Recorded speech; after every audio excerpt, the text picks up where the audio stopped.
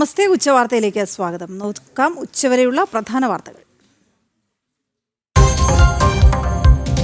ദാരിദ്ര്യ നിർമ്മാർജ്ജനത്തിൽ വൻ കുതിപ്പ്. രാജ്യത്തെ അതിദാരിദ്ര്യ നിരക്ക് 27.1 നിന്ന് 5.3% എന്ന് ലോകബാങ്ക് റിപ്പോർട്ട്. മോദി സർക്കാരിന്റെ ഭരണകാലത്ത് അതിദാരിദ്ര്യത്തിൽ നിന്ന് മുക്തമായത് 27 കോടി ജനങ്ങൾ.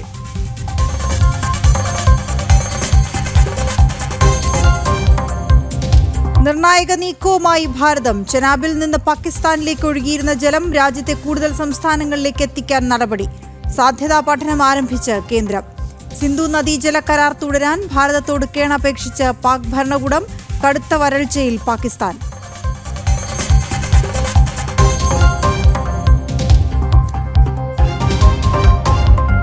ജെയ്ഷെ മുഹമ്മദിനെ ഉന്മൂലനം ചെയ്യണമെന്ന് പാകിസ്ഥാനോട് US. മതന്യൂനപക്ഷങ്ങളുടെ സംരക്ഷണം ഉറപ്പാക്കണം.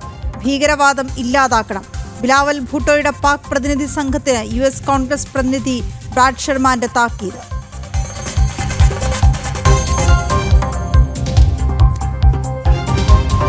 കോഴിക്കോട്ട് ആരാധനാലയങ്ങളിലെ അതിക്രമത്തിൽ കടുത്ത പ്രതിഷേധം. മാറാട് പോലീസ് സ്റ്റേഷനിൽ സർവകക്ഷി യോഗം. പ്രതി നവാസ് മുഹിദ്ദീൻ സംഘടനയിൽപ്പെട്ടയാൾ. നവാസിന്റെ സഹോദരൻ മാറാട് കലാപക്കേസിലെ പ്രതി.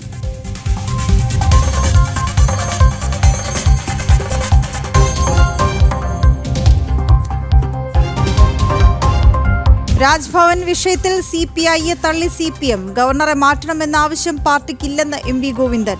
കായംകുളത്ത് കൃഷിമന്ത്രിയുടെ വീടിന് മുന്നിൽ BJP CPI സംഘർഷം. മനഃപൂർവ്വം പ്രകോപനം സൃഷ്ടിച്ച CPI.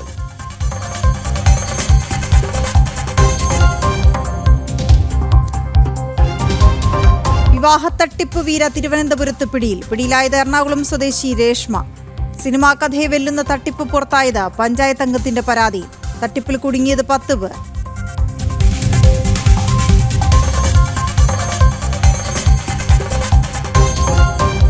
കർണാടക ക്രിക്കറ്റ് അസോസിയേഷനിൽ കൂട്ടരാജി. നടപടി ബംഗളൂരു സ്റ്റേഡിയം ദുരന്തത്തിനു പിന്നാലെ. സർക്കാരിന് വീഴ്ച സംഭവിച്ചെന്ന് സമ്മതിച്ച് കർണാടക ഗതാഗത മന്ത്രി രാമലിംഗ റെഡ്ഡി.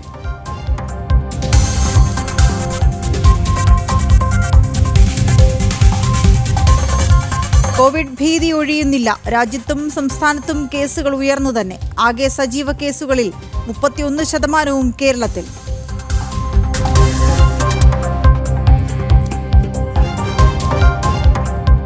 ഫ്രഞ്ച് ഓപ്പൺ ഫൈനലിൽ അൽക്കാരസിന് എതിരാളി സിന്നർ. സെമിയിൽ ജോക്കോവിച്ചിനെ സിന്നർ തോൽപ്പിച്ചത് നേരിട്ടുള്ള സെറ്റുകൾക്ക്. വനിതാ സിംഗിൾസ് ഫൈനൽ ഇന്ന്.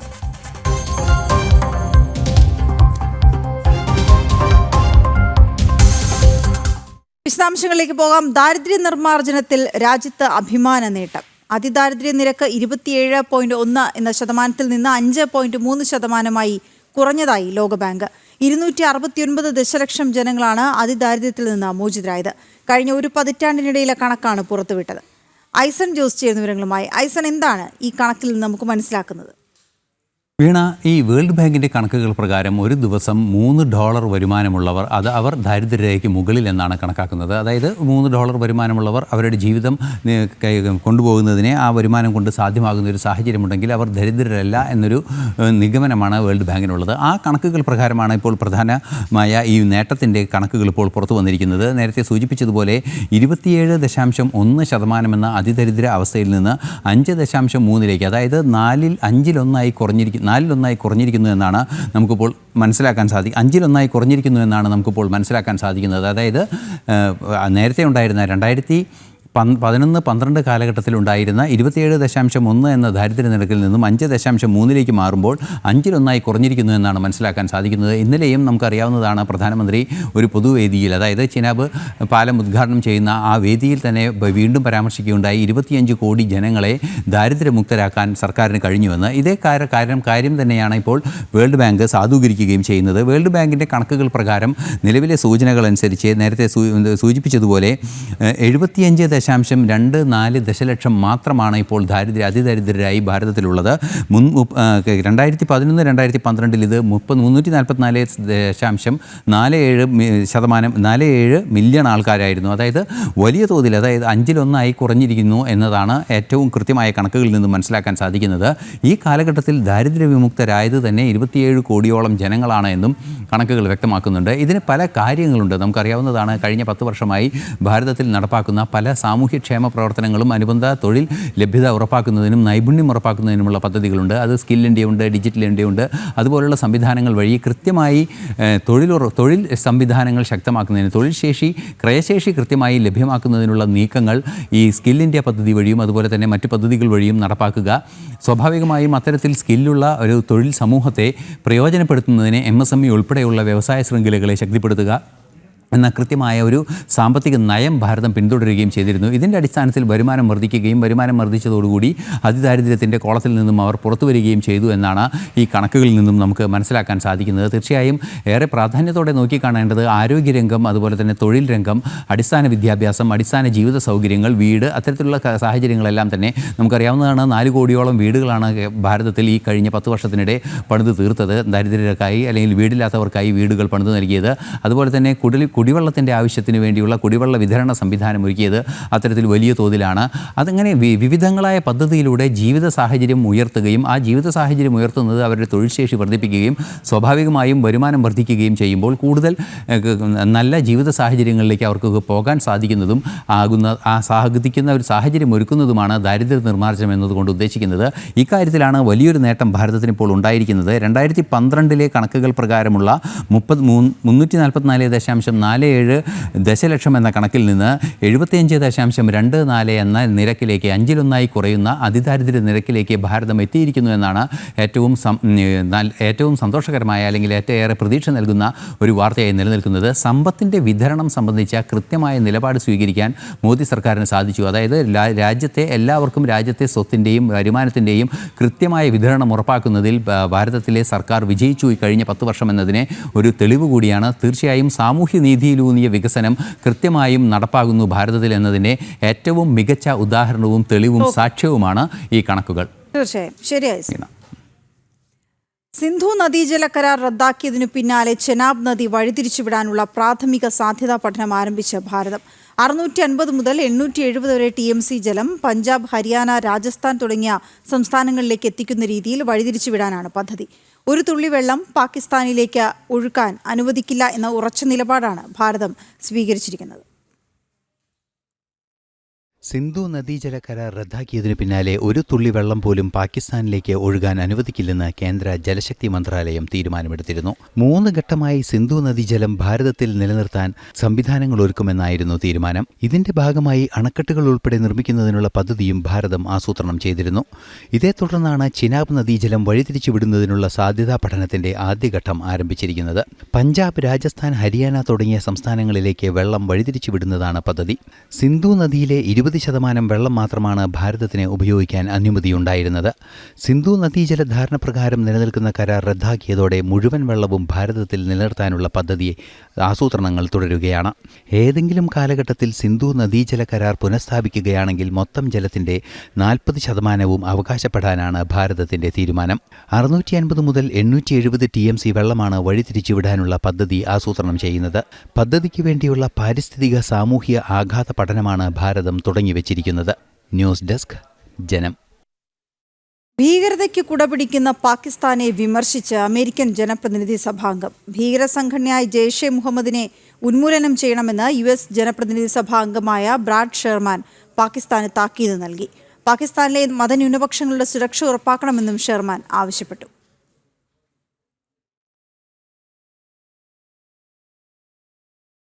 തദ്ദേശീയമായി വികസിപ്പിച്ച D4 ഡ്രോൺ സംവിധാനം ആവശ്യപ്പെട്ട് തായ്വാൻ. മേഖലയിൽ ചൈനീസ് പ്രകോപനങ്ങൾ വർദ്ധിക്കുന്ന സാഹചര്യത്തിലാണ് തായ്വാൻ DRDO വികസിപ്പിച്ച ഡ്രോൺ സംവിധാനം ആവശ്യപ്പെട്ടിരിക്കുന്നത്. ഓപ്പറേഷൻ സിന്ദൂറിന് ശേഷം പാകിസ്ഥാൻ തൊടുത്തുവിട്ട എല്ലാ ഡ്രോണുകളും ഭാരതം തകർത്തിരുന്നു. ഇതോടെ ഭാരതത്തിന്റെ പ്രതിരോധ സംവിധാനങ്ങൾക്ക് ആവശ്യക്കാർ ഏറുകയാണ്. DRDO തദ്ദേശീയമായി വികസിപ്പിച്ച D4 ഡ്രോൺ പ്രതിരോധ സംവിധാനം ആവശ്യപ്പെട്ട് ഭാരതത്തെ സമീപിച്ചിരിക്കുകയാണ് തൈവാൻ. ചൈന തൈവാനുമേൽ നിരന്തരം ഡ്രോണുകൾ പറത്തി പ്രകോപനം സൃഷ്ടിക്കുന്നുണ്ട്. തൈവാന്റെ രഹസ്യ വിവരങ്ങൾ ചോർത്തുകയാണ് ലക്ഷ്യം. ചൈനയുടെ ഈ പ്രകോപനത്തെ D4 ഉപയോഗിച്ച് പ്രതിരോധിക്കാനാണ് തൈവാൻ ആലോചിക്കുന്നത്. ഏക ചൈന ലക്ഷ്യം മുൻനിർത്തി തൈവാനെ പിടിച്ചെടുക്കുമെന്നാണ് ചൈനയുടെ പ്രഖ്യാപനം. ഭാരതമാവട്ടെ തൈവാനുമായി നയതന്ത്ര ബന്ധവും വ്യാപാര ബന്ധവും നിലനിർത്തുന്നു. അതിനാൽ പ്രതിരോധ സംവിധാനങ്ങൾ ഭാരതം തൈവാന് കൈമാറും. UPA സർക്കാരിന്റെ കാലത്ത് ഭാരതത്തിന്റെ പ്രതിരോധ കയറ്റുമതി വരുമാനം 686 കോടിയായിരുന്നു. മോദി സർക്കാരിന്റെ കാലത്തിത് 21,183 കോടിയായി വളർന്നു. ഇറ്റലി, റഷ്യ, ഈജിപ്ത്, ഇസ്രായേൽ തുടങ്ങി വിവിധ രാജ്യങ്ങൾ ഭാരതത്തിൽ നിന്ന് ആയുധങ്ങൾ ഇറക്കുമതി ചെയ്യുന്നുണ്ട്. ജനം, ഡൽഹി.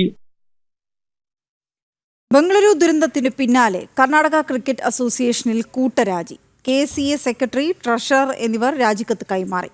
ധാർമ്മിക ഉത്തരവാദിത്തം ഏറ്റെടുത്താണ് കൂട്ടരാജി. BCCI ശക്തമായ നടപടി സ്വീകരിക്കുമെന്ന മുന്നറിയിപ്പിന് പിന്നാലെയാണ് രാജി.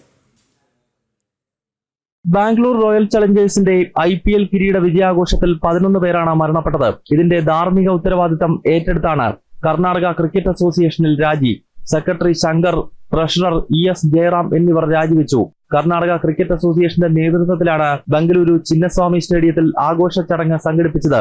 10,000-കണക്കിന് ആളുകൾ പരിപാടിക്കെത്തിയിട്ടും ചുരുക്കം പോലീസുകാർ മാത്രമേ അവിടെ ഉണ്ടായിരുന്നുള്ളൂ. തിക്കും തിരക്കുമുണ്ടായപ്പോൾ നിയന്ത്രിക്കാൻ സംവിധാനമില്ലാത്തത് ദുരന്തത്തിന് വഴിവെച്ചു. റോയൽ ചലഞ്ചേഴ്സ് ബംഗളൂരിന്റെ ഈവന്റ് മാനേജ്മെന്റ് കമ്പനിയായ DNA, കർണാടക ക്രിക്കറ്റ് അസോസിയേഷൻ എന്നിവയ്ക്കെതിരെ കേസ് രജിസ്റ്റർ ചെയ്തിട്ടുണ്ട്.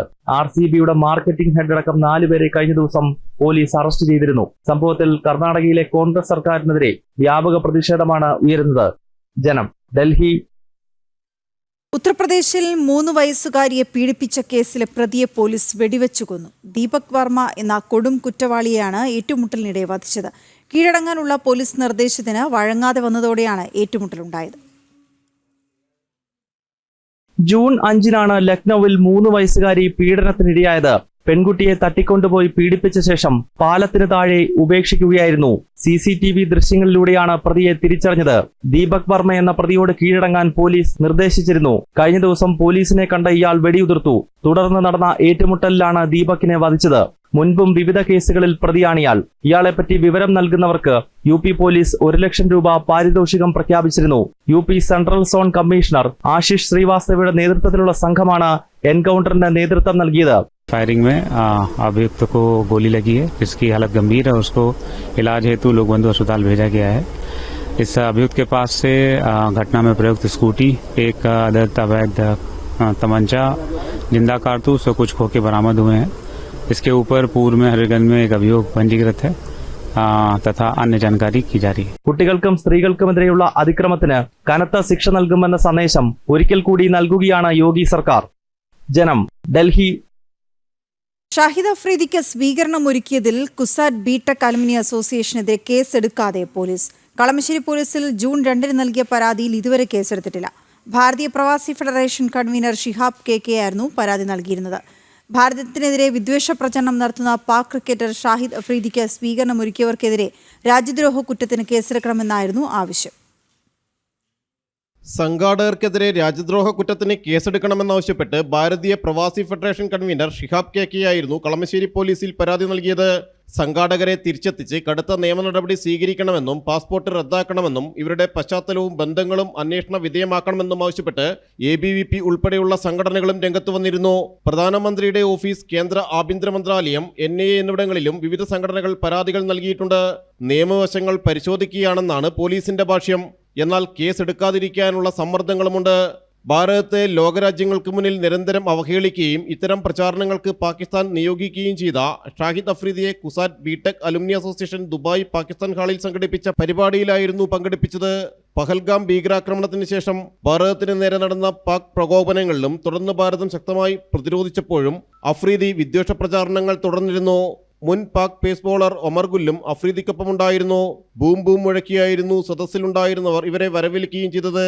മെയ് 25-ന് നടന്ന പരിപാടിയിൽ ഷാഹിദ് അഫ്രീദി വിളിക്കാതെ എത്തിയതെന്ന സംഘാടകരുടെ വാദം തള്ളുന്നതായിരുന്നു സ്വീകരണം.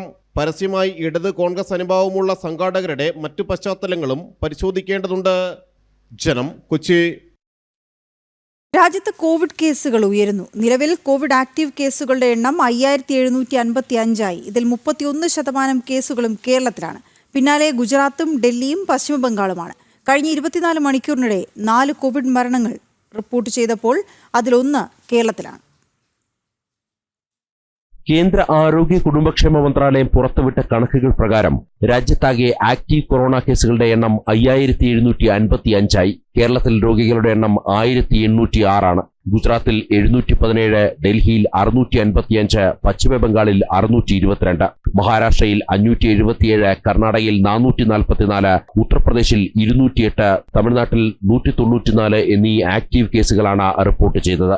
മിസോറാമിലും അരുണാചൽ പ്രദേശിലും കൊറോണ റിപ്പോർട്ട് ചെയ്യപ്പെട്ടിട്ടില്ല. ബാക്കി സംസ്ഥാനങ്ങളിൽ ആക്റ്റീവ് കേസുകളുടെ എണ്ണം 2 അക്കം മാത്രമാണ്. കഴിഞ്ഞ 24 മണിക്കൂറിനിടയിൽ 45 വയസ്സുള്ള ഗർഭിണിയടക്കം 4 കൊറോണ മരണങ്ങൾ റിപ്പോർട്ട് ചെയ്തു. കേരളം, മധ്യപ്രദേശ്, മഹാരാഷ്ട്ര, തമിഴ്നാട് എന്നീ സംസ്ഥാനങ്ങളിലാണ് മരണങ്ങൾ. LF.7, XFG, JN.1 കൂടാതെ അടുത്തിടെ തിരിച്ചറിഞ്ഞ NB.1.8.1 തുടങ്ങി ഒമിക്രോണിന്റെ ഉപവകഭേദങ്ങളാണ് രാജ്യത്ത് പടരുന്നത്. ജാഗ്രതക്കുറവാണ് കൊറോണ കേസുകൾ ഉണ്ടായ വർധനവെന്നാണ് കേന്ദ്ര ആരോഗ്യ കുടുംബക്ഷേമ മന്ത്രാലയം വ്യക്തമാക്കുന്നത്. ജനങ്ങൾ പരമാവധി കൊറോണ മുൻകരുതലുകൾ സ്വീകരിക്കണമെന്നും ആരോഗ്യ മന്ത്രാലയം നിർദ്ദേശിക്കുന്നു. കൊറോണ ലക്ഷണങ്ങളുള്ളവർ പുരി ജഗന്നാഥ സ്വാമി ക്ഷേത്രത്തിൽ നടക്കാനിരിക്കുന്ന രഥയാത്രയിൽ പങ്കെടുക്കരുതെന്ന് ഒഡീഷ സർക്കാർ അറിയിച്ചു. ജനം, ഡൽഹി. ഗവർണർക്കെതിരെ CPIയുടെ ആവശ്യം തള്ളി CPM. ഗവർണറെ മാറ്റണമെന്ന ആവശ്യം CPMനില്ലെന്ന് സംസ്ഥാന സെക്രട്ടറി MV ഗോവിന്ദൻ പറഞ്ഞു. ഭരണഘടനാ സംവിധാനത്തിൽ ഗവർണർമാരുടെ റോളിനെക്കുറിച്ച് വിശദമായ ചർച്ച നടന്നിട്ടുണ്ട്. ഒരു ഗവർണറെ മാത്രമായി മാറ്റാനാകില്ലെന്നും MV ഗോവിന്ദൻ നിലമ്പൂരിൽ മാധ്യമങ്ങളോട് പറഞ്ഞു. അതൊരു അടിസ്ഥാനപരമായ പ്രശ്നമാണ്. അതായത് ഇന്ത്യൻ ഭരണഘടനാപരമായ ചർച്ച നടത്തുമ്പോൾ തന്നെ ഭരണഘടനയുടെ ഭാഗമായിട്ട് ഓരോരുത്തരുടെയും പദവിയെ സംബന്ധിച്ച് ചർച്ച ചെയ്തല്ലോ ഭരണഘടനാ നിർമ്മാണ സഭ. അങ്ങനെ ചർച്ച ചെയ്തപ്പോൾ ഈ ഗവർണറുടെ പദവിയെ സംബന്ധിച്ചിടത്തോളം വലിയ തർക്കമായി. ആ തർക്കത്തിൻ്റെ ഭാഗമായിട്ട് അവസാനം ഒരു ജനാധിപത്യ സമൂഹത്തിൽ എല്ലാ അധികാരാവകാശങ്ങളും അസംബ്ലിക്കാവുമ്പോൾ, പാർലമെൻറ്റിനാവുമ്പോൾ അവിടെ ഗവർണറെ സംബന്ധിച്ചിടത്തോളമുള്ള കാര്യങ്ങൾ ചർച്ചയ്ക്ക് വിധേയമായപ്പോൾ അവരത് പൂർണ്ണമായിട്ട് ഒഴിവാക്കുക എന്നുള്ള നിലപാടല്ല സ്വീകരിച്ചത്. അത് ഈ ഘട്ടത്തിൽ വെക്കുന്നതല്ല. അത് ഒരു ഘട്ടത്തിൽ വിളിച്ചാൽ മാത്രം ഒരു ഗവർണറെ മാത്രമായിട്ട് പിൻവലിക്കാനൊന്നും സാധിക്കുന്നതല്ല. ഭരണഘടനാപരമായ രീതിയിലുള്ള വലിയ മാറ്റം വേണം. എന്നാൽ മാത്രമേ അത് സാധിക്കുള്ളൂ. പരിസ്ഥിതി ദിനത്തിൽ രാജ്ഭവനിലെ പരിപാടി ബഹിഷ്കരിച്ച സംഭവത്തിൽ കൃഷിമന്ത്രി P. പ്രസാദിന്റെ കായംകുളം നൂറനാട്ട് വീടിനു മുന്നിൽ ഭാരത് മാതാ പൂജ നടത്തി BJP പ്രവർത്തകർ. ആലപ്പുഴ സൗത്ത് ജില്ലാ കമ്മിറ്റിയാണ് പരിപാടി സംഘടിപ്പിച്ചത്. CPI പ്രവർത്തകർ BJP പ്രവർത്തകരെ തടയാൻ ശ്രമിച്ചെങ്കിലും വീടിനു മുന്നിൽ തന്നെ പൂജ നടത്തി.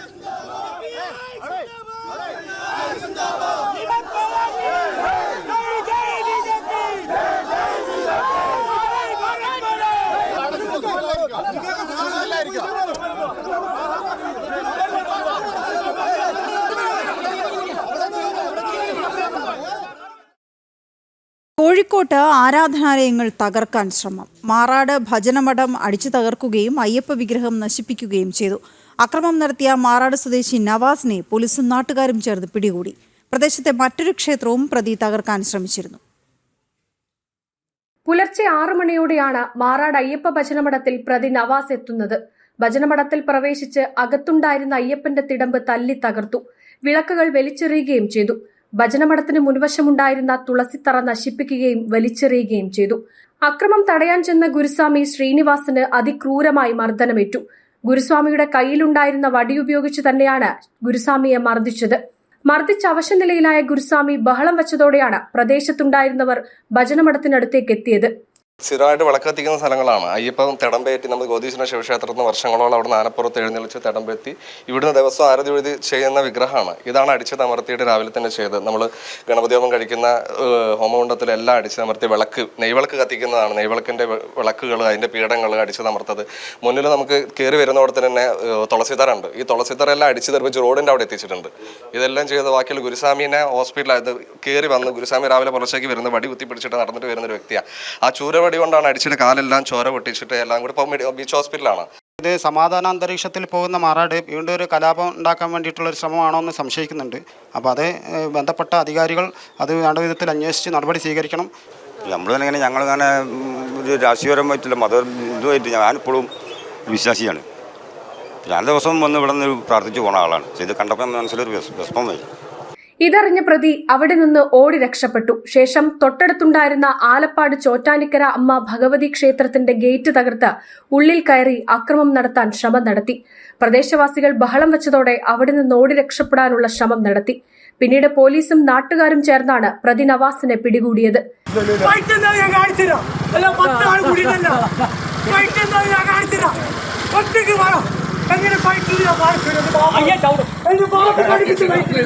ഗേറ്റ് അടിച്ച് പൊളിച്ച് ഉള്ളിൽ കയറി അതിലേക്ക് കടന്നു കയറി. പിന്നെ ഉള്ളിലൊന്നും കാര്യമായിട്ട് ചെയ്യാൻ കഴിഞ്ഞില്ല. ജനങ്ങൾ കൂടിയപ്പോൾ അതേപാടെ ഇറങ്ങിപ്പോയിക്കാണ്. പിടിയിലാകുന്ന സമയത്ത് താൻ മുഹദ്ദീൻ സംഘടനയിൽപ്പെട്ട ആളാണെന്നും തന്നെ ഉപദ്രവിച്ചാൽ വിവരം അറിയുമെന്നും പ്രതി പറയുന്നുണ്ടായിരുന്നു. പ്രതിക്ക് പിന്നിൽ ആരാണ്, പ്രതി ഏത് സംഘടനയിൽ പ്രവർത്തിക്കുന്ന ആളാണെന്നും അന്വേഷിക്കണമെന്ന് DGP ആവശ്യപ്പെട്ടു.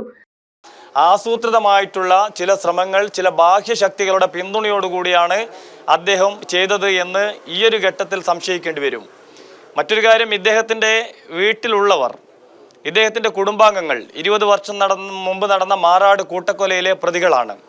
അതുകൊണ്ട് ഈ പശ്ചാത്തലങ്ങളെല്ലാം തന്നെ പോലീസ് ഉദ്യോഗസ്ഥർ പരിശോധിച്ചുകൊണ്ട് ഇദ്ദേഹത്തിൻ്റെ പിറകിൽ ആരാണ്, ഒറ്റയ്ക്ക് ഇന്നത്തെ ഒരു ബലിപ്പെരുന്നാൾ ദിവസം ഇദ്ദേഹത്തെ പോലുള്ള ഒരാൾ ഇങ്ങനെ വന്ന് ചെയ്യുമെന്ന് പ്രതീക്ഷിക്കുന്നവരല്ല ഇവിടുത്തെ പൊതുസമൂഹം.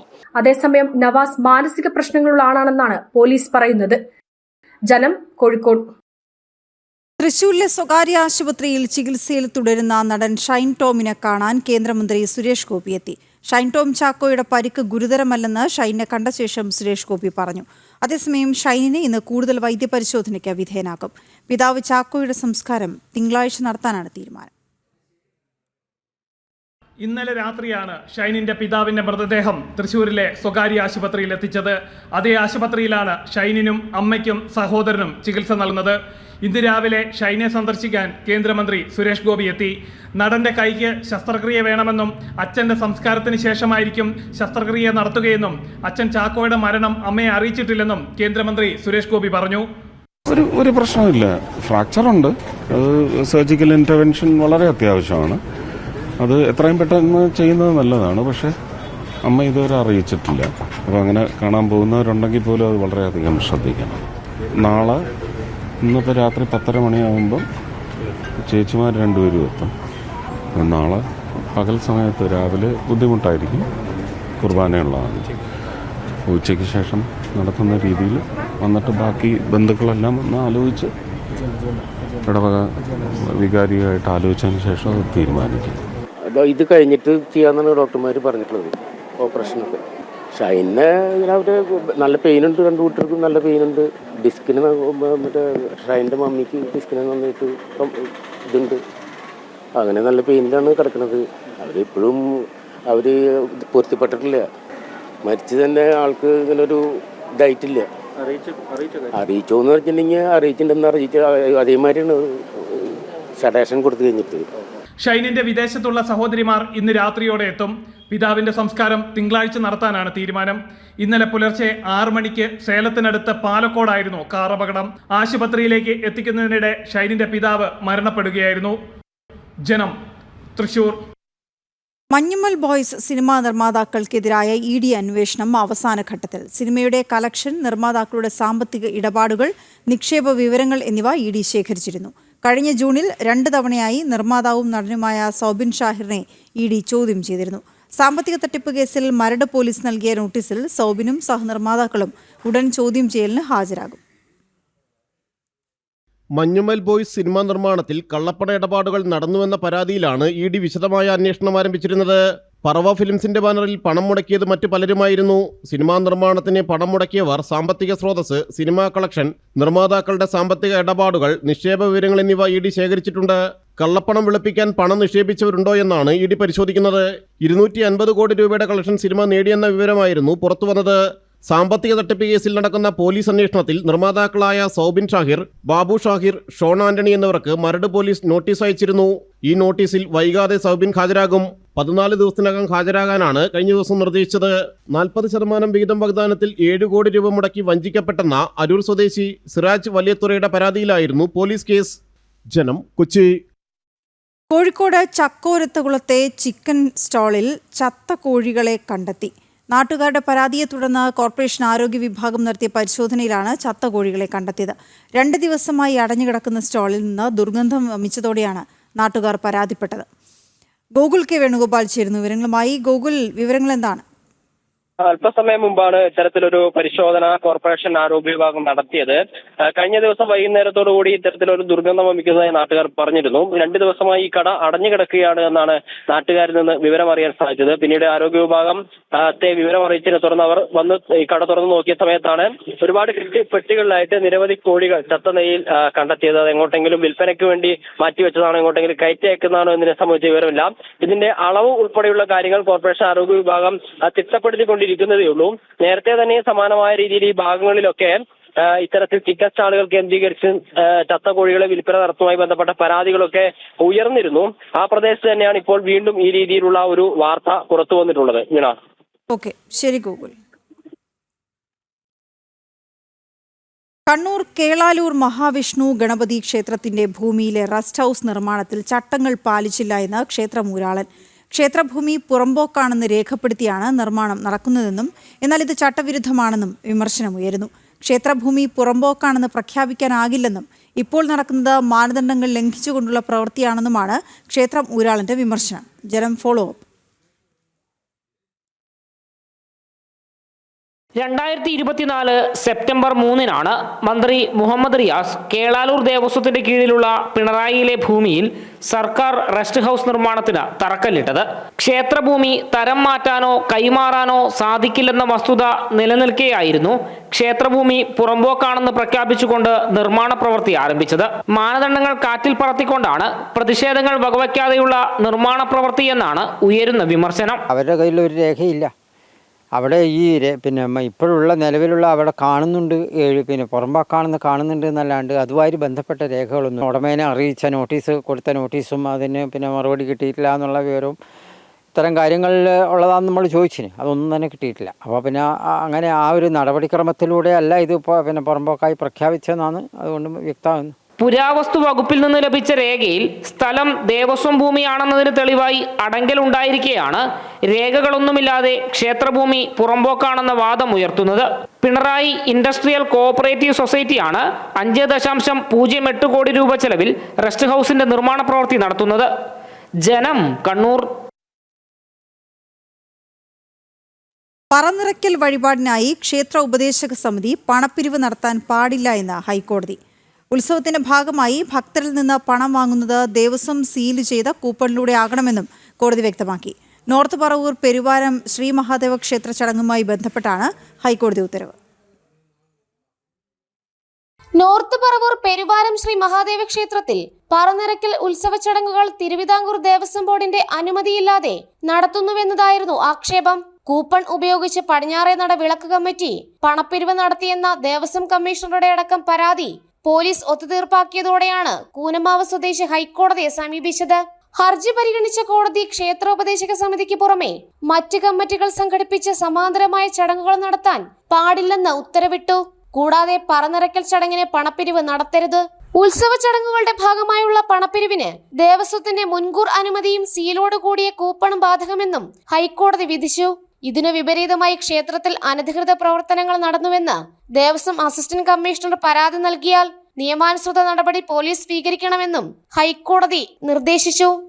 ജനം, കൊച്ചി. നോക്കാം പ്രധാന വാർത്തകൾ ഒരിക്കൽ കൂടി. തനിക്കെതിരായ കേസ് കെട്ടിച്ചമച്ചതെന്ന് ജി കൃഷ്ണകുമാർ. പരാതി നൽകിയത് മകളുടെ ഓഫീസിലെ ജീവനക്കാർ. സാമ്പത്തിക തട്ടിപ്പിൽ പരാതി നൽകിയതിലുള്ള വൈരാഗ്യമാണ് കേസിന് പിന്നിൽ. പോലീസ് മോശമായി സംസാരിച്ചെന്നും കൃഷ്ണകുമാർ.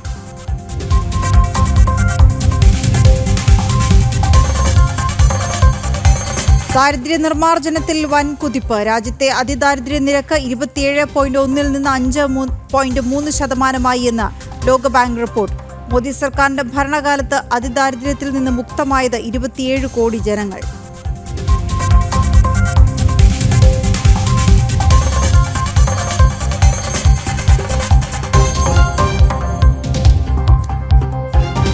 നിർണായക നീക്കവുമായി ഭാരതം. ചെനാബിൽ നിന്ന് പാകിസ്ഥാനിലേക്ക് ഒഴുകിയിരുന്ന ജലം രാജ്യത്തെ കൂടുതൽ സംസ്ഥാനങ്ങളിലേക്ക് എത്തിക്കാൻ നടപടി.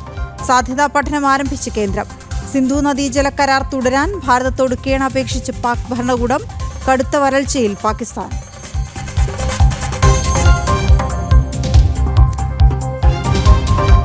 രാജ്ഭവൻ വിഷയത്തിൽ CPIയെ തള്ളി CPM. ഗവർണറെ മാറ്റണമെന്ന ആവശ്യം പാർട്ടിക്കില്ലെന്ന് MV ഗോവിന്ദൻ. കായംകുളത്ത് കൃഷിമന്ത്രിയുടെ വീടിന് മുന്നിൽ BJP CPI സംഘർഷം. മനഃപൂർവ്വം പ്രകോപനം സൃഷ്ടിച്ച CPI.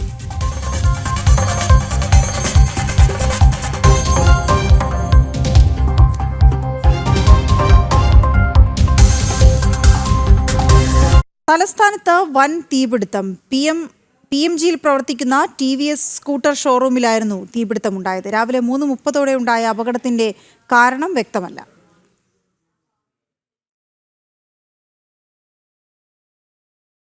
പുലർച്ചെ 3 മണിയോടെയാണ് തീപിടുത്തമുണ്ടായത്. തീപിടുത്തമുണ്ടാകാനുള്ള കാരണം വ്യക്തമല്ല. 10ഓളം ഫയർഫോഴ്സ് യൂണിറ്റുകൾ എത്തിയാണ് TVSന്റെ ഷോറൂമിലുണ്ടായ തീ നിയന്ത്രണ വിധേയമാക്കിയത്.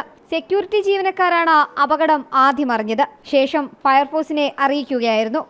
ഒരു 3:35 ഞാൻ വണ്ടിയുടെ ഇടയ്ക്കായിട്ട് കസേരയിലിരുന്ന് ചാരിയിരുന്ന് ഒന്ന് ഉറങ്ങായിരുന്നു.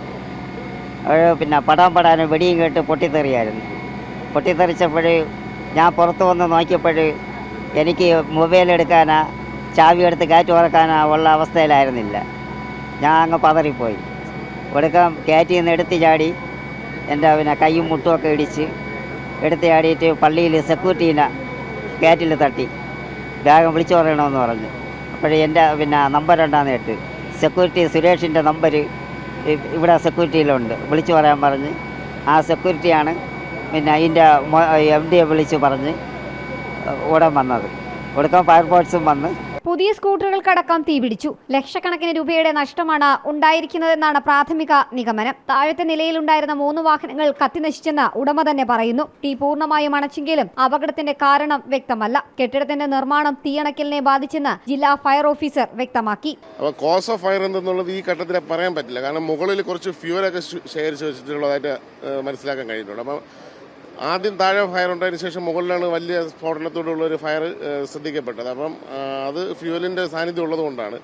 പിന്നെ അത് ഷോർട്ട് സർക്യൂട്ടാണോ വേറെ ഏതെങ്കിലും രീതിയിൽ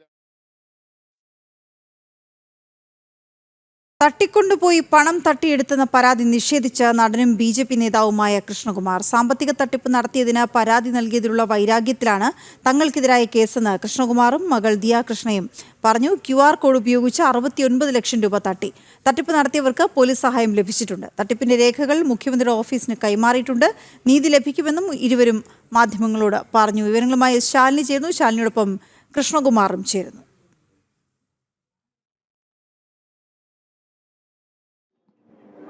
വീണ, ഞാനിപ്പോൾ നിൽക്കുന്നത് കൃഷ്ണകുമാറിന്റെ ഓഫീസിലാണ്. ഇന്ന് രാവിലെയോട് കൂടിയാണ് ഇത്തരത്തിലൊരു സംഭവം അല്ലെങ്കിൽ ഒരു പരാതി കൃഷ്ണകുമാറിനും അദ്ദേഹത്തിന്റെ കുടുംബാംഗങ്ങൾക്കുമെതിരെ ഉണ്ടാകുന്നത്. ജാമ്യമില്ലാ വകുപ്പ് ചുമത്തിയാണ് സാമ്പത്തിക തട്ടിപ്പ് നടത്തിയവർക്കെതിരെ പ്രതികരിച്ചതിനും അവർക്കെതിരെ പരാതി നൽകിയതിനുമാണ് കൃഷ്ണകുമാറിനും അദ്ദേഹത്തിന്റെ കുടുംബാംഗങ്ങൾക്കുമെതിരെ ഗുരുതര ആരോപണവും പരാതിയുമായിട്ട് ഇപ്പോൾ 3 യുവതികൾ എത്തിയിട്ടുള്ളത്. ആ വിഷയത്തോടടക്കം പ്രതികരിക്കാൻ G. കൃഷ്ണകുമാർ നമുക്കൊപ്പം ചേരുകയാണ്. ഈ സംഭവം നടന്ന ദിവസങ്ങൾ പിന്നിട്ടിരിക്കുന്നു, പരാതി നൽകിയിരിക്കുന്നു. ആദ്യം പരാതി നൽകിയത് നിങ്ങളാണ്, മകളുടെ ഓഫീസുമായി ബന്ധപ്പെട്ട സാമ്പത്തിക ക്രമക്കേട്. ഇപ്പോൾ ഒരു കൗണ്ടർ പരാതി, ഇന്ന് നാളെ അവധിയാണ്. എങ്ങനെയാണ് ഈ ഒരു സാഹചര്യത്തെ നോക്കിക്കാണുന്നത്? അല്ല, സ്വാഭാവികമായിട്ട് ഇത് നമ്മൾ ധാരാളം രാഷ്ട്രീയത്തിൽ കേൾക്കാറുണ്ട്. കാരണം ഈ അവധി ദിവസം വരുമ്പോഴത്തേക്ക് ഈ ഒരു വ്യക്തി വൈരാഗ്യം അല്ലെങ്കിൽ അങ്ങനെ എന്തെങ്കിലും പെരുമാറുന്നവർ അകത്താക്കണമെന്ന് വാശി ഉറപ്പിച്ചു കഴിഞ്ഞാൽ ഈ ജാമ്യം കിട്ടാത്ത ദിവസങ്ങളിലാണ് കേസിടുക. എന്നാൽ ഏറ്റവും രസം, ഈ നിമിഷം വരെ ഇങ്ങനെ കേസിട്ടിരിക്കുന്നത് ഞാൻ അറിഞ്ഞിട്ടില്ല. ഞാൻ പത്രമാധ്യമങ്ങൾ സ്വാഭാവികമായിട്ട് അതിൽ വരുമ്പോൾ സുഹൃത്തുക്കൾ വിളിക്കുന്നു, കൃഷ്ണകുമാറെ സൂക്ഷിക്കണം, ജാമ്യം കിട്ടില്ല, എങ്ങോട്ടെങ്കിലും മാറി നിൽക്കണം.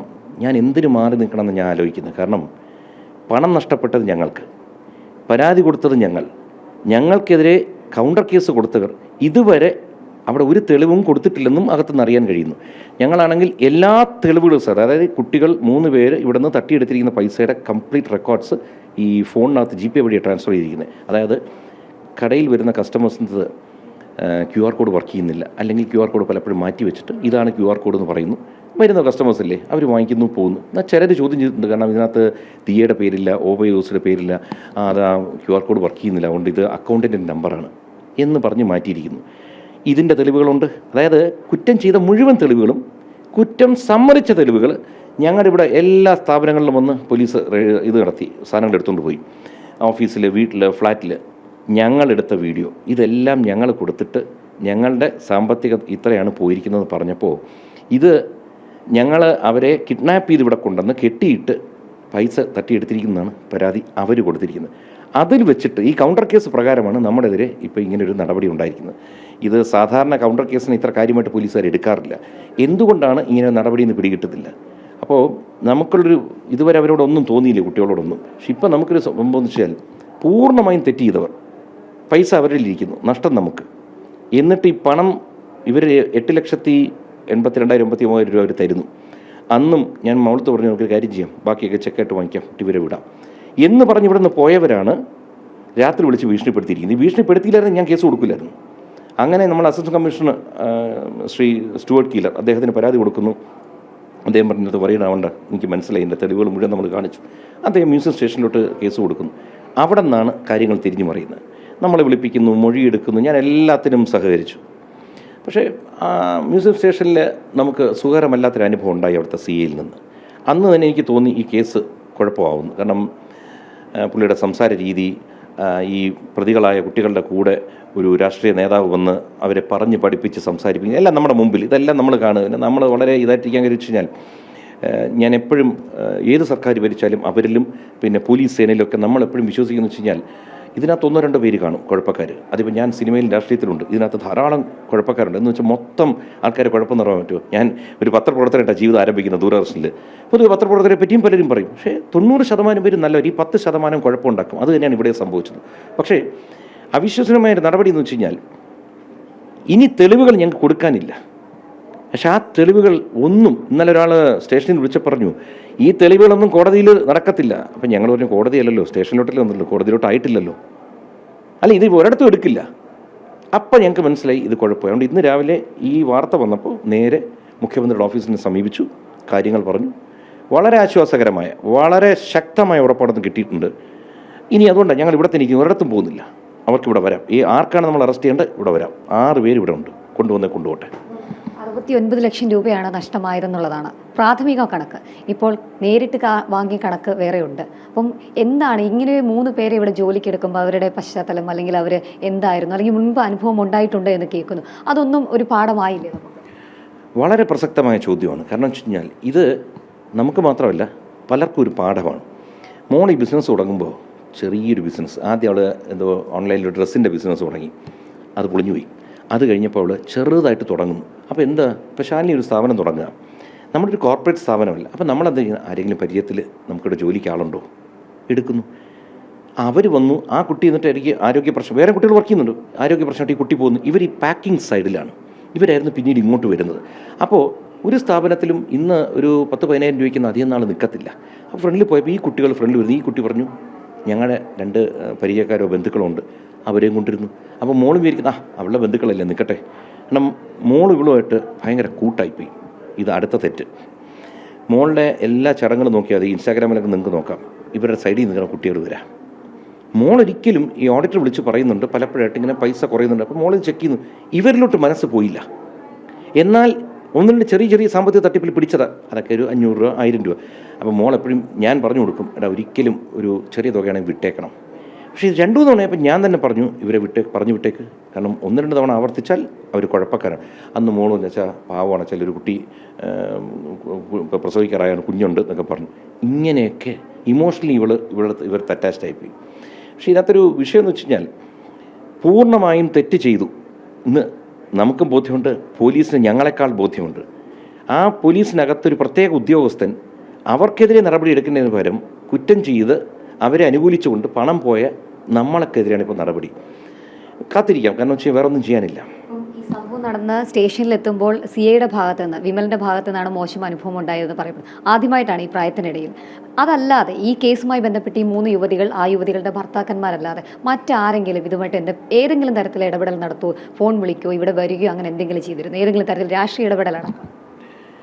എന്നെ ആരും വിളിച്ചിട്ടില്ല, മക്കളെ പലരും വിളിച്ച് എന്തൊക്കെയോ പറഞ്ഞിട്ടുണ്ട്. പിന്നീടുണ്ടായ സംഭവം എന്ന് വെച്ചാൽ അന്ന് ഈ സ്റ്റേഷനിൽ ഞങ്ങൾ മൊഴി കൊടുക്കാൻ പോയ ദിവസം, ഞങ്ങളെ വിളിപ്പിച്ച ദിവസം ഇവരെ കൊണ്ടിരുന്നത് വേറൊരാളാണ്. ഇവിടെ ശ്രീവരാത്തുള്ളൊരു മനോജ് എന്നൊരു പേര് പറയുന്നുണ്ടായിരുന്നു.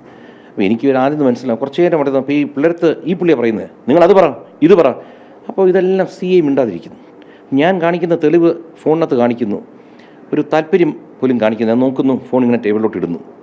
ഈ രണ്ടുപേരും കേട്ട് കഴിഞ്ഞിട്ട് രണ്ടുപേരും ഇത് കേട്ടു, രണ്ടുപേർക്കെതിരെ നടപടി എടുക്കുന്നുണ്ട്, FIR ഇടുന്നു പറഞ്ഞിട്ട് പുള്ളി എണീറ്റ് പോകുന്നു. ഇതാണ് സംഭവിക്കുന്നത്. അപ്പോൾ ഇത് അവിടെ ഒരു പക്ഷേ ആ രാഷ്ട്രീയ ഒരു വലിയ നേതാവായിട്ട് എനിക്ക് തോന്നിയില്ല. ഏതോ ഒരു സാധാരണ ആൾ, എനിക്ക് അറിയത്തില്ല അതിനെപ്പറ്റി. ഞാൻ പിന്നീട് മനസ്സിലാക്കിയെടുത്തതാണ് പോലീസിനകത്തും തന്നെ ഇതാരാണെന്ന്. അപ്പോഴാണ് പറഞ്ഞത് ഇന്നടത്തുള്ളൊരു നേതാവാണ്. പുള്ളിക്കെതിരെ പല ആരോപണങ്ങളൊക്കെ പറഞ്ഞു, അതൊന്നും നമ്മുടെ വിഷയത്തിൽ വരുന്നില്ല. പക്ഷേ ഇതിനകത്ത് ഒരു പ്രോബ്ലം വരുന്നതെന്ന് വെച്ച് കഴിഞ്ഞാൽ നമുക്കിവിടെ പോലീസ് സേന എന്ന് പറയുന്നത് എപ്പോഴും നമുക്ക് ന്യായം, സുരക്ഷ, സംരക്ഷണം ഇതെല്ലാം തരേണ്ടതാണ്.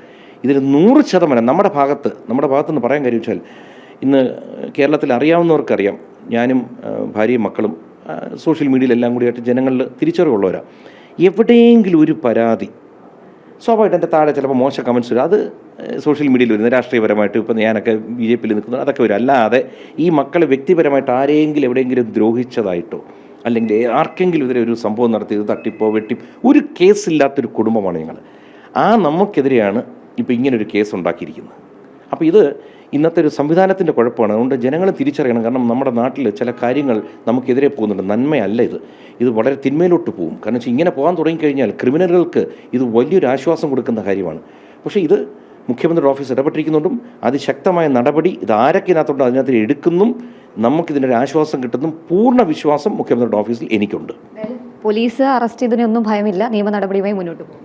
അല്ല, അതിപ്പോൾ ഞാൻ പറഞ്ഞില്ലേ, നമുക്ക് വിധി എന്നൊരു സാധനമുണ്ട്, അതിലെപ്പോഴും വിശ്വസിച്ച് പോകും. നമുക്ക് അകത്ത് കിടക്കാൻ യോഗമുണ്ടെങ്കിലുണ്ടല്ലോ, അകത്ത് കിടക്കേണ്ടി വരും. പോലീസ് വന്ന് അറസ്റ്റ് ചെയ്യാൻ ഞാൻ എങ്ങോട്ടും മാറി 2 ഭാര്യ മക്കൾക്ക് ഇവിടെ വന്നിരിക്കാൻ പറഞ്ഞു.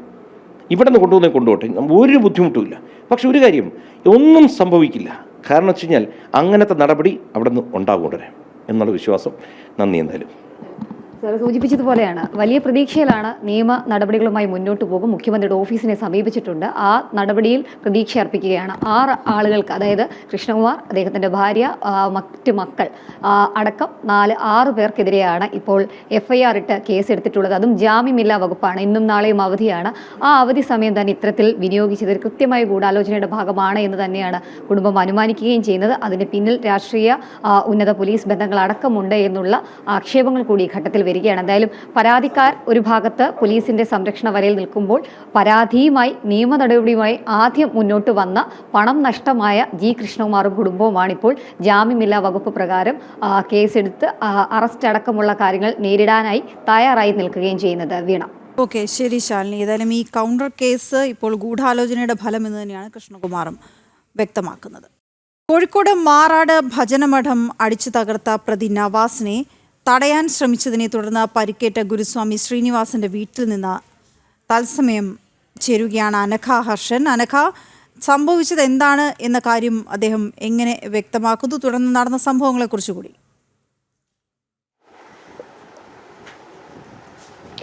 വീണ, കൃത്യമായി ആ സമയത്ത് ആ ഭജനമഠത്തിൽ ഉണ്ടായിരുന്ന ആളാണ് ഈ ഗുരുസ്വാമിയായിട്ടുള്ള ശ്രീനിവാസൻ. മാത്രമല്ല, ഈ നവാസിനെ തടയാൻ ശ്രമിച്ചതിനെ തുടർന്ന് ഗുരുതരമായി പരിക്കേൽക്കുകയും ചെയ്തിട്ടുണ്ട്. ശ്രീനിവാസന്റെ കയ്യിലുണ്ടായിരുന്ന വടി ഉപയോഗിച്ചാണ് പ്രതി നവാസ് ശ്രീനിവാസനെ ആക്രമിച്ചത്. എന്താണ് ആ സമയം, എന്താണ് സംഭവിച്ചത്?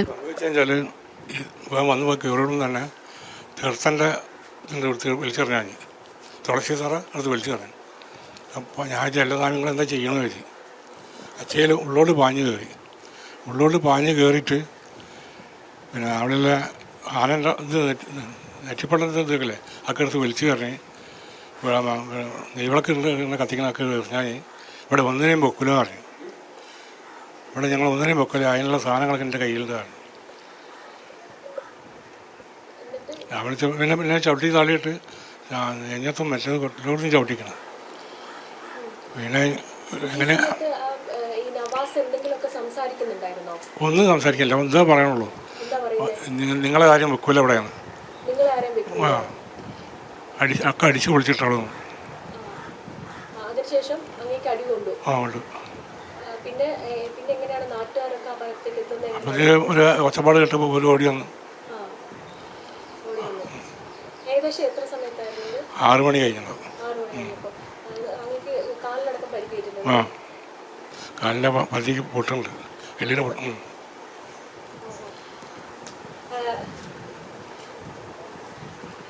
വീണ, അങ്ങനെ തന്നെയാണ്. അതായത് ആ സമയത്ത് ഈ നവാസിനെ തടയാൻ ശ്രമിച്ചിരുന്നു. മാത്രമല്ല ഈ ഗുരുസ്വാമി പറയുന്നതനുസരിച്ചാണെങ്കിൽ ഏറ്റവും പ്രധാനപ്പെട്ട ഒരു കാര്യമുണ്ട്. അതായത് നിങ്ങളെ ആരെയും വെച്ചേക്കില്ല എന്നതടക്കമുള്ള കാര്യങ്ങൾ പറഞ്ഞുകൊണ്ടാണ് ആ വചനമഠത്തിന് ഉള്ളിൽ നിന്ന് ഈ ഇത്ര അധികമുള്ള അതിക്രമം ഈ നവാസ് കാണിച്ചത് എന്നതുകൂടി ഈ ഗുരുസ്വാമി പറയുന്നുണ്ട്. മാത്രമല്ല ഈ മർദ്ദനത്തിൽ ഗുരുസ്വാമിയുടെ കാലിന് പൊട്ടലുണ്ട്. മാത്രമല്ല ശരീരമാസകലം മർദ്ദനത്തിൽ പരിക്കേറ്റിട്ടുണ്ട്. ഈ നമുക്ക് ദൃശ്യങ്ങളിൽ നിന്ന് തന്നെ കാണാം, പ്രായമുള്ള ഒരു മനുഷ്യനാണ്, ഒരു വയോധികനോടാണ്, ആ വയോധികനോടാണ് ഈ രീതിയിലുള്ള ക്രൂരത കാണിച്ചിരിക്കുന്നത് എന്നാണ്. അതായത് ആദ്യഘട്ടത്തിൽ ഈ ഭജനമഠത്തിനുള്ളിലേക്ക് കയറി വരുന്ന സമയത്ത് അത് കൃത്യമായി തടയാൻ ശ്രമിച്ചു. പക്ഷേ ആരാണ് എന്താണെന്ന് കൃത്യമായൊരു മനസ്സിലാകാത്തൊരു സമയമായിരുന്നു. അതിനുശേഷമാണ് ഈ ശ്രീനിവാസൻ്റെ കയ്യിലുണ്ടായിരുന്ന വടി തന്നെ ഉപയോഗിച്ച് ഈ മർദ്ദിക്കുന്ന സാഹചര്യം ഉണ്ടായത്. എന്തായാലും ഇപ്പോൾ സർവകക്ഷി യോഗമടക്കം ഈ സംഭവവുമായി ബന്ധപ്പെട്ട് കഴിഞ്ഞിട്ടുണ്ട്. പോലീസിൻ്റെ ഭാഗത്തു നിന്ന് പറയുന്നത് കൃത്യമായൊരു നടപടി ഉണ്ടാകുമെന്നാണ്. പക്ഷേ അവിടെയും ആദ്യഘട്ടത്തിൽ പോലീസ് പറഞ്ഞിരുന്നത് ഈ നവാസ് മാനസിക രോഗിയാണ് എന്നൊരു ലേബലാണ് പോലീസ് ചാർത്തി കൊടുക്കാൻ ശ്രമിച്ചത്. കൃത്യമായി പോലീസിനോട് വിളിച്ച് സംസാരിച്ചപ്പോൾ ആ സമയത്ത് അവർ അങ്ങനെയാണ് പറഞ്ഞിരുന്നത്. പക്ഷേ നിലവിൽ ഇപ്പോൾ പോലീസിനോട് സംസാരിക്കുന്ന സമയത്ത് പറയുന്നത് ഈ ഡി സി പി അടക്കം പറയുന്നത് അങ്ങനെ ഒരു ലേബലില്ല, ഈ മാനസിക രോഗിയാണോ എന്ന് പരിശോധിക്കട്ടെ, അതിൽ വ്യക്തതയില്ല എന്നാണ് പറയുന്നത്. എന്തായാലും ആദ്യഘട്ടത്തിൽ പോലീസ് ഈ മാനസിക രോഗിയാണെന്ന് ചിത്രീകരിക്കാനുള്ള ശ്രമം കൂടി ഈ ഭജനമഠം തകർത്ത കേസിൽ ഉണ്ടായിട്ടുണ്ട്. വീണ. ഓക്കെ, ശരി അനഘ.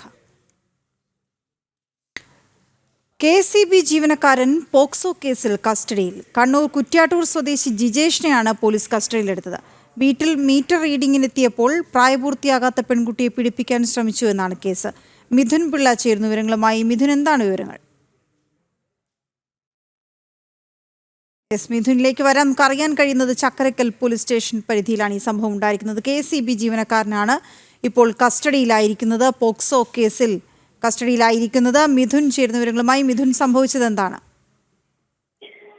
വീണ, കഴിഞ്ഞ ദിവസമാണ് ഈ കേസിനാസ്പദമായ സംഭവം നടന്നത്. കുറ്റ്യാട്ടൂർ സ്വദേശിയായ KSEBയുടെ മീറ്റർ റീഡർ ജിജേഷ് ഈ ഒരു പെൺകുട്ടിയുടെ വീട്ടിൽ മീറ്റർ റീഡിംഗ് എടുക്കാൻ വേണ്ടി പോയതായിരുന്നു. മീറ്റർ റീഡിംഗ് എടുത്ത് ബില്ല് കൈമാറുന്ന സമയത്ത് കുട്ടിയോട് മോശമായി പെരുമാറിയെന്നാണ് പരാതി.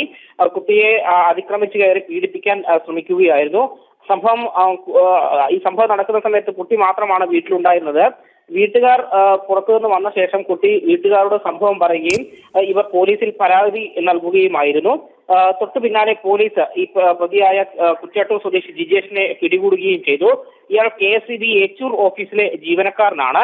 സംഭവവുമായി ബന്ധപ്പെട്ട് ഇയാളുടെ മെഡിക്കൽ പരിശോധന അടക്കം പൂർത്തിയാക്കിയിട്ടുണ്ട്. അല്പസമയത്തിനകം ഇയാളെ കോടതിയിൽ ഹാജരാക്കുമെന്നാണ് മനസ്സിലാക്കാൻ വേണ്ടി സാധിക്കുന്നത്. വീണ. ഓക്കെ, ശരി മിഥുൻ.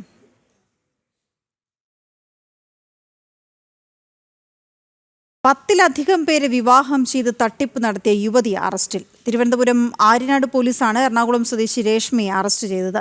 ഓൺലൈനിൽ വിവാഹ പരസ്യം നൽകിയായിരുന്നു ഇവർ തട്ടിപ്പ് നടത്തിയിരുന്നത്. പ്രതിയെ കോടതിയിൽ ഹാജരാക്കി റിമാൻഡ് ചെയ്തു. ഓൺലൈനിൽ വിവാഹ പരസ്യം നൽകിയും സിനിമയെ വെല്ലുന്ന കഥകൾ മെനഞ്ഞും വിവിധ ജില്ലകളിലായി 10 പേരെ വിവാഹം കഴിച്ചു മുങ്ങിയ യുവതി കുടുങ്ങി. എറണാകുളം കാഞ്ഞിരമറ്റം സ്വദേശിയും 2 വയസ്സുള്ള കുട്ടിയുടെ മാതാവുമായ രേഷ്മയാണ് അടുത്ത വിവാഹ തട്ടിപ്പിന് തൊട്ടുമുൻപ് കുടുങ്ങിയത്. ഇന്നലെ രാവിലെ വിവാഹത്തിനായി ഒരുങ്ങി ഓഡിറ്റോറിയത്തിലേക്ക് പോകാൻ നിന്ന രേഷ്മയെ വരനായ പഞ്ചായത്ത് അംഗത്തിന്റെ പരാതിയിൽ ആര്യനാട് പോലീസ് നാടകീയമായി അറസ്റ്റ് ചെയ്യുകയായിരുന്നു. 45 ദിവസം മുൻപ് വിവാഹം കഴിച്ചയാളെ കബളിപ്പിച്ചാണ് പഞ്ചായത്ത് അംഗവുമായുള്ള വിവാഹത്തിന് രേഷ്മ എത്തിയതെന്നും അടുത്ത മാസം തിരുവനന്തപുരം സ്വദേശിയായ മറ്റൊരാളുമായി വിവാഹം നിശ്ചയിച്ചിരിക്കുകയായിരുന്നുവെന്നും പോലീസ് പറഞ്ഞു. രേഷ്മയുടെ പെരുമാറ്റത്തിൽ സംശയം തോന്നിയതിനെ തുടർന്ന് വരനും ബന്ധുവും ചേർന്ന് ഇവരുടെ ബാഗ് പരിശോധിച്ചതോടെയാണ് തട്ടിപ്പ് പുറത്തായത്. വിവാഹത്തിന് മുന്നോടിയായി രേഷ്മ ബ്യൂട്ടി പാർലറിൽ കയറിയ സമയത്ത് നടത്തിയ പരിശോധനയിൽ മുൻപ് വിവാഹം കഴിച്ചതിന്റെ രേഖകളടക്കം കണ്ടെടുത്തു. വിവാഹ പരസ്യം നൽകുന്ന ഗ്രൂപ്പിൽ പഞ്ചായത്ത് അംഗം രജിസ്റ്റർ ചെയ്ത ഫോൺ നമ്പറിലേക്ക് മെയ് 29-നാണ് ആദ്യം കോൾ വന്നത്. യുവതിയുടെ അമ്മയാണെന്ന് പരിചയപ്പെടുത്ത സ്ത്രീ രേഷ്മയുടെ ഫോൺ നമ്പർ യുവാവിന് കൈമാറി. തുടർന്ന് ഇവർ പരസ്പരം സംസാരിച്ചു. ഇക്കഴിഞ്ഞ 4-ന് കോട്ടയത്ത് മാളിൽ ഇരുവരും പരസ്പരം കണ്ടുമുട്ടി. തന്നെ ദത്തെടുത്തതാണെന്നും വിവാഹം നടക്കുന്നതിൽ അമ്മയ്ക്ക് താല്പര്യമില്ലെന്നും ഉപദ്രവിക്കാറുണ്ടെന്നും രേഷ്മ യുവാവിനെ പറഞ്ഞ് വിശ്വസിപ്പിച്ചു. ഇതോടെ വിവാഹം ഇന്നലെ നടത്താമെന്ന് യുവാവ് ഉറപ്പു നൽകി. 5-ന് വൈകിട്ട് തിരുവനന്തപുരത്ത് വെമ്പായത്തെത്തിയ യുവതിയെ യുവാവ് കൂട്ടിക്കൊണ്ടുപോയി സുഹൃത്തിന്റെ വീട്ടിൽ താമസിപ്പിച്ചു. പോലീസ് കേസെടുത്ത് പ്രതിയെ കോടതിയിൽ ഹാജരാക്കി റിമാൻഡ് ചെയ്തു. ജനം, തിരുവനന്തപുരം. കോഴിക്കോട് മലാപ്പറമ്പിൽ അപ്പാർട്ട്മെന്റ് കേന്ദ്രീകരിച്ചുള്ള പെൺവാണിഭ സംഘത്തിൽ കൂടുതൽ ആളുകളുണ്ടെന്ന സംശയമുള്ളതായി പോലീസ്. കഴിഞ്ഞ ദിവസം നടത്തിയ പരിശോധനയിൽ 9 പേരെയാണ് പോലീസ് അറസ്റ്റ് ചെയ്തത്. അപ്പാർട്ട്മെന്റ് വാടകയ്ക്കെടുത്തവർ ഉടമയ്ക്ക് നൽകിയ വിവരങ്ങൾ പലതും വ്യാജമെന്നും പോലീസ് പറഞ്ഞു. രഹസ്യവിവരത്തിന്റെ അടിസ്ഥാനത്തിൽ കഴിഞ്ഞ ദിവസം നടത്തിയ പരിശോധനയിൽ പെൺവാണിഭ കേന്ദ്രത്തിന്റെ നടത്തിപ്പുകാരടക്കമുള്ള 9 പേരെയാണ് പോലീസ് പിടികൂടിയത്. നടത്തിപ്പുകാരി വയനാട് ഇരുളം സ്വദേശി ബിന്ദു, കട്ടപ്പന സ്വദേശി പഞ്ചമി എന്ന അഭിരാമി, ബാലരാമപുരം സ്വദേശി ക്രിസ്റ്റൽ ആന്റണി, ചെന്നൈ സ്വദേശി അനിമോൾ, ബംഗളൂരു സ്വദേശി അഞ്ജല, തമിഴ്നാട് സ്വദേശി യോഗേശ്വരി, ബിന്ദുവിന്റെ ഭർത്താവ് അനിമേഷ്, മലപ്പുറം സ്വദേശികളായ 2 ഇടപാടുകാർ എന്നിവരാണ് പിടിയിലായത്. 2 വർഷത്തോളമായി ഇവർ ഈ വീട് വാടകയ്ക്കെടുത്തിട്ട്. ബിന്ദുവിന്റെ ഭർത്താവിന്റെ പേരിലാണ് വീട് വാടകയ്ക്കെടുത്തത്. പേയിങ് ഗസ്റ്റായി ആളുകളെ താമസിപ്പിക്കുകയാണെന്ന് തെറ്റിദ്ധരിപ്പിച്ചാണ് കേന്ദ്രം നടത്തിയത്. പരിസരവാസികളുടെ പരാതിയെ തുടർന്ന് 1 മാസമായി പോലീസ് നിരീക്ഷണത്തിലാണ് ഫ്ളാറ്റ്. സംഘത്തിൽ കൂടുതൽ ആളുകൾ ഉൾപ്പെട്ടിട്ടുണ്ടാവാൻ സാധ്യതയുണ്ടെന്ന വിലയിരുത്തലാണ് പോലീസ്. കൂടുതൽ വിവരങ്ങൾക്കായി പ്രതികളെ ചോദ്യം ചെയ്യും. ഇന്നലെ അറസ്റ്റ് ചെയ്ത 9 പേരെയും കോടതിയിൽ ഹാജരാക്കിയിരുന്നു. മുഴുവൻ പേരെയും ജാമ്യത്തിൽ വിട്ടെങ്കിലും ജാമ്യത്തിലിറക്കാൻ ആളില്ലാത്തതിനാൽ ഒരാൾ റിമാൻഡിലായിട്ടുണ്ട്. 3 പേർക്ക് ഉപാധികളോടെയാണ് ജാമ്യം നൽകിയത്. ഇവരെ ചോദ്യം ചെയ്താൽ കൂടുതൽ ആളുകളിലേക്ക് എത്താൻ സാധിക്കുമെന്നാണ് പോലീസ് പറയുന്നത്. ജനം, കോഴിക്കോട്. ബാംഗ്ലൂർ യൂണിവേഴ്സിറ്റിയിൽ ജേർണലിസം ആൻഡ് മാസ് കമ്മ്യൂണിക്കേഷൻ MAയിൽ 1ാം റാങ്ക് നേടി മലയാളി വിദ്യാർത്ഥിനി. തൃശൂർ ചന്ദ്രപ്പനി സ്വദേശി EB ലക്ഷ്മിപ്രഭയ്ക്കാണ് അഭിമാന നേട്ടം.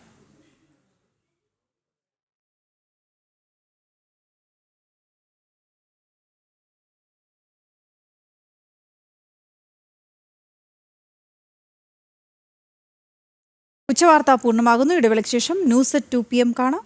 നമസ്തേ.